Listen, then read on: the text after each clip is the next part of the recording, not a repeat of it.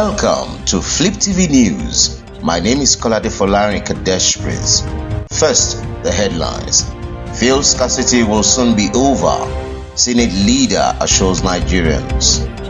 The British High Commission in Nigeria has failed to acknowledge the presence of Prince Harry and his wife. NCAA pledges transparency, says won't bow to blackmail. Full list AMVCA 2024 nominations. Now, the news in full.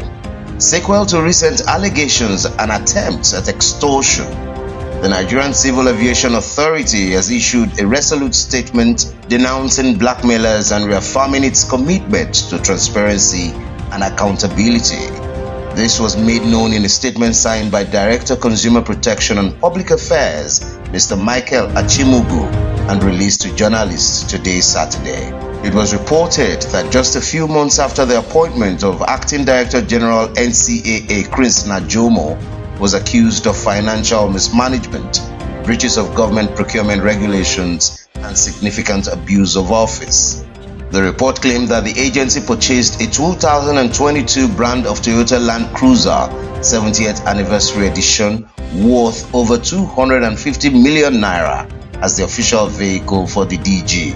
Reacting to this claim, the statement partly read, "The authority and its Director General, Chris Najomo, is by this statement making it clear that it will not bow to blackmail or threats of any nature. We are not unaware of the elements behind these spurious attempts designed to aid the bid of certain power seekers, and we will respond robustly to any further attempts to cause chaos in our agency." The agency reiterated its transparency and adherence to procurement regulations, reaffirming that no vehicle purchases had been made. The British High Commission in Nigeria has failed to acknowledge the presence of Prince Harry and his wife. Harry and his wife Meghan arrived at the most popular black nation on earth on Friday, and there have been different activities to welcome them.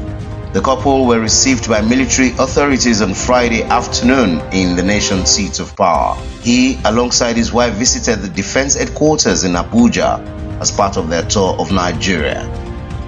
They also proceeded to Kaduna State, where they met with Governor Uba Sani, who gifted the prince a traditional attire. However, as against their tradition of welcoming top dignitaries from the United Kingdom, the social media handles of the commission has been silent on the activities of the prince in Nigeria. In an interview with News Agency of Nigeria, Montgomery said, "It is great that the Duke and Duchess of Sussex are visiting Nigeria, which I understand is at the invitation of the defense headquarters. But they are visiting in a private capacity, not an official one. So the British High Commission is not involved in arranging or facilitating their program. They are not representing the work of His Majesty's government on this visit." The Senate leader, Opeyemi Bamidele, has assured Nigerians that the fuel crisis being experienced in the country will soon be a thing of the past. Bamidele gave this assurance in an interview with newsmen on the sidelines of the Oil Technology Conference in Houston, Texas, yesterday, Friday. He said the legislature is working tirelessly to ensure that fuel scarcity and frequent queues at filling stations are resolved. He said there were plans to involve more private sector players in the construction of new refineries. The Senate, according to the Senate leader, is working to ensure that more private sector players are licensed to own and operate refineries. This is to support smaller ones that are springing up in several parts of the country. In addition to licensing new refinery operators, the federal government and the Senate are working to ensure that the existing refineries are turned around with repairs and replacement of parts carried out where necessary, Opeyemi Bamidele added. Bamidele said the Senate had received an assurance from the Nigerian National Petroleum Company Limited that two of its refineries in Warri and Port Harcourt will come on stream before the end of the year. On sport, Bal Hoopers will return stronger, says Olisaemeka. Despite suffering their first loss at the ongoing 2024 Basketball Africa League, a 56-54 defeat to AS Douanes on Thursday, Nigerian champions Rivers Hoopers center Peter Olisaemeka says the Kingsmen will be back better and stronger when they face APR on Saturday today. Douanes has lost to the Port Harcourt-based team 77-68 in the first round, but they had a game-winning buzzer beater shot from Mike Fofana to thank. as the 26-year-old came up with the best shot of his career to halt the 3-game winning streak of the Nigerians. With the win, the hosts of the 2024 Sahara Conference improved their record to 2 wins and 2 defeats. And with 2 games remaining in the conference, Olisaemeka, who recorded his first bowl double-double of 16 points and 18 rebounds in the defeat, played down the shock loss. "It's one of those nights where things don't go always as planned," Olisaemeka said. "We're going to come back stronger," he added. On education, 2 security men arrested for raping Ajayi Crowther University student. Ajayi Crowther University, Oyo State, on Saturday announced the arrest of 2 members of its vigilante group for allegedly raping a female student of the institution. The management, in a statement by its public relations officer Olufemi Atoyebi, said the university had set up its own internal panel of inquiry to investigate the allegation. Atoyebi said the suspects have been handed over to the police with a vow to ensure heavy penalty on anyone found culpable after a thorough investigation. He therefore assured all stakeholders that the institution would not tolerate any act of misconduct capable of tarnishing its enviable image. On health, dentists raise concerns over cancer, tooth decay risk associated with mouthwash. Oral health professionals have cautioned that the regular use of mouthwash can lead to a range of adverse health effects, including increased risk of oral cancer, tooth decay, and digestive problems. According to them, ingredients such as alcohol and sodium lauryl sulfate, commonly found in popular mouthwash brands, have been linked to an increased risk of oral cancer, throat inflammation, and other diseases. Mouthwash is a popular household product used as an oral hygiene product to rinse teeth, gums, and mouth. According to them, while mouthwash can effectively reduce bacteria and prevent tooth decay, it has risks that outweigh its benefit. Speaking with our correspondent, the oral expert explained that alcohol and other chemicals in mouthwash can cause irritation and dryness, making the mouth more susceptible to infection and cancer. They also stated that some studies have linked the antibacterial agent commonly found in mouthwash to antibiotic resistance and endocrine disruption. The dental surgeon Dr. Abidemi Alabi said mouthwash kills oral bacteria when used regularly, but that killing the bacteria will disrupt the oral environment, making the mouth to develop fungal infections like oral thrush. Lagos news. Environmental safety key to sustainable development in Lagos, says CSOs. Lagos is about the 5th largest growing city in the world, with a bustling population climbing to 25 million people. It is safe to vouch that Lagos is a microcosm of the macro Nigerian nation. Lagos is, however, overwhelmed with the challenges of population explosion as well as environmental despoliations, which is threatening to shred the template of the Lagos State government developmental agenda to transform the city into a global megacity.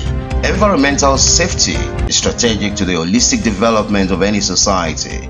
Today's global community is contending with myriads of environmentally mitigated crises. Some are natural, others are byproducts of becoming an industrial society, while many are man-made. The Lagos State government have been trying to take up all these in its strides.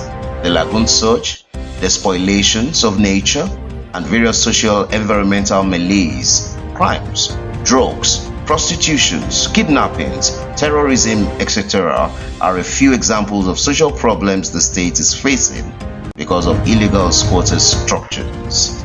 The CSO strategists note that in recent times, there have been incidences of fire outbreaks where properties, goods, and human lives that cannot be quantified in millions were lost, largely due to inabilities of requisite firefighter services and security personnel to assess the location of the incidences.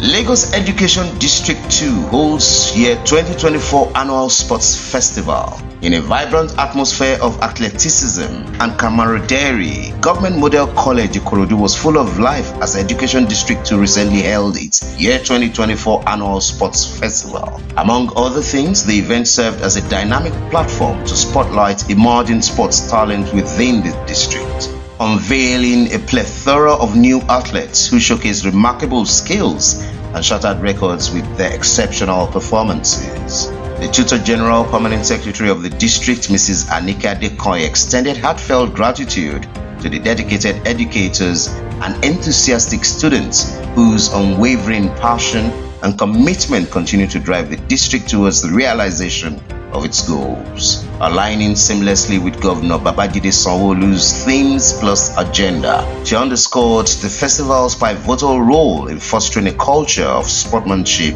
and physical activity among the district schools, emphasizing the importance of channeling students' energy into wholesome pursuits that contribute to their overall development. Mrs. Adekoye expressed profound gratitude to the Executive Governor of Lagos State, Mr. Babajide Olushola Sanwo-Olu, for constantly giving the nod for such inspirational programs that focus on the total development of the child. She equally appreciated the Honorable Commissioner for Basic Secondary School. She equally appreciated the Honorable Commissioner for Basic and Secondary School Education, Mr. Jamiu Tolani Ali Balogun, expressing that the Commissioner was a blessing to every Lagos student. LASODA welcomes collaboration with National Commission for Refugees, IDPs. The General Manager of the Lagos State Office for Disability Affairs, LASODA, Mrs. Adenike Oyetunde Lawal, recently hosted the team from the National Commission for Refuge, Migrants and IDPs, NCFRMI, led by its Southwest Zonal Coordinator, Mr. Alexandra Oturu, on a courtesy visit to the agency at Alausa Ikeja. Addressing the visitors, Oyetunde Lawal reaffirmed the agency's dedication to prioritizing the welfare of persons with disabilities and emphasized its eagerness to collaborate with relevant organizations driving the cause of PWDs. She outlined the agency's open door policy and expressed readiness to work with relevant entities in alignment with Governor Babajide Sanwo-Olu's Themes Plus agenda of inclusivity for PWDs, regardless of their location across Lagos State. Speaking on ways to reach out to PWDs in the refugees camp, the LASODA boss pointed out that the agency remains dedicated to advancing the cause of persons with disabilities, regardless of whether they live in refugee camps or not. We will look at ways to assist persons with disabilities with skills acquisition and other developmental programs to aid their inclusion into the society to enable them live a meaningful life, she said. Earlier, Mr. Oturu said the National Commission for Refugees, Migrants and Internally Displaced Persons in Nigeria is responsible for managing the affairs of refugees, migrants and internally displaced persons, IDPs. He said the Commission seeks to collaborate with the Lagos State Office for Disability Affairs to enable them cater to the specific needs of persons living with disabilities in the refugee camps, stressing that it will further help to fully integrate them into the society. That will be all for now on Flip TV News. Join us for more stories. My name is Kolade Folarin Kadesh Prince. Thanks for watching.